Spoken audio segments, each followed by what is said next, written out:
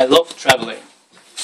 By saying that, I don't mean that I'm a travel expert, guru, or whatever. I rather mean that if there's something in my life and I can do well, when I enjoy doing that and do it quite often, then travel would be definitely on the list. That's why I decided to talk today about trips, and I hope this will also give you some information about myself. For me, I developed a set of rules which I tend to follow during my traveling experiences. And to make my speech easier to remember, I will do it in the way of mind maps, which we were listening about during one of the last meetings. So let's begin our journey, and every journey starts with preparation. Preparation is most of the time limited to getting visas, to buying tickets and booking of accommodation. Those items are not sometimes the biggest in terms of your budget, but also their cost can vary dramatically with time. So the earlier you prepare, the more money you have saved for other purposes.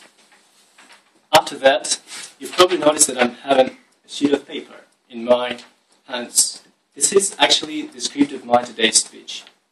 And you know all well that a good speech is well structured. It has an introduction, clear message, developed in paragraphs, and a conclusion part.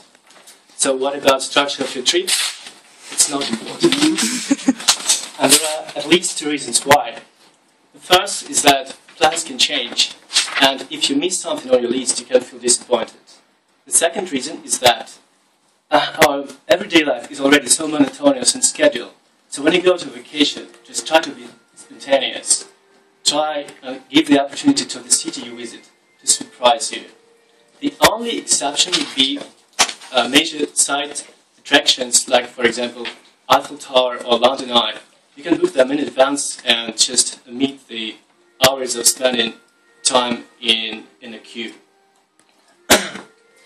If you go into foreign countries, also make sure you know some basic of the language of the country you're visiting.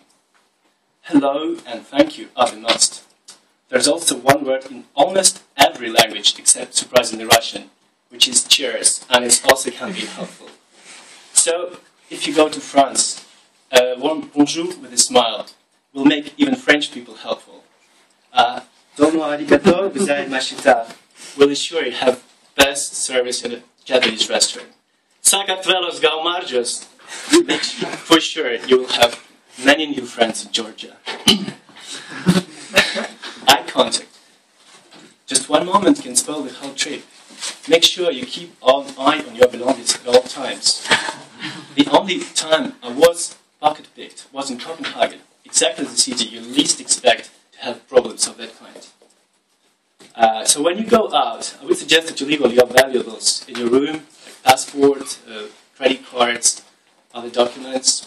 Just figure out the amount of money you're about to spend. If you drink alcohol, multiply it by 2. And if you're a partying animal, add some reserves for taxi back. After that, you're kind of insured from problems of this type. Now, this is the time for my most favorable part of any trip, which is called Let's Have a Kiki, our body language in your handouts. Party is very, very good when you go out, especially in cities that you've never been to before, because you see a lot of new people around, and if you can and you can actually dance on top of that, don't give in anything, because you most probably won't see those people again.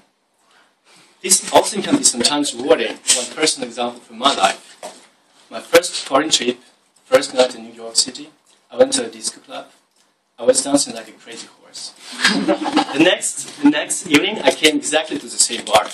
And the guy with the leads at the doors, he recognized me. He said, "Oh, welcome back, Mr. Dancer." So no queue and no fee for me that night. Amazing.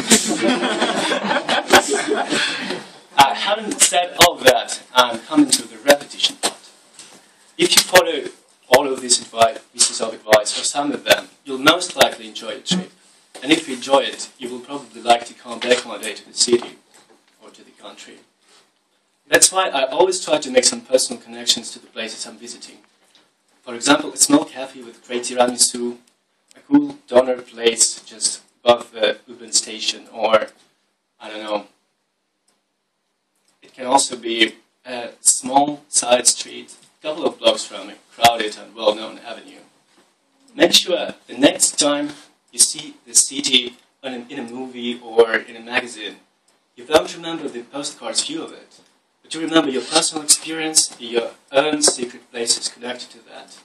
And you'll close your eyes and say to yourself, as I'm always saying to myself, I love traveling. Thank you.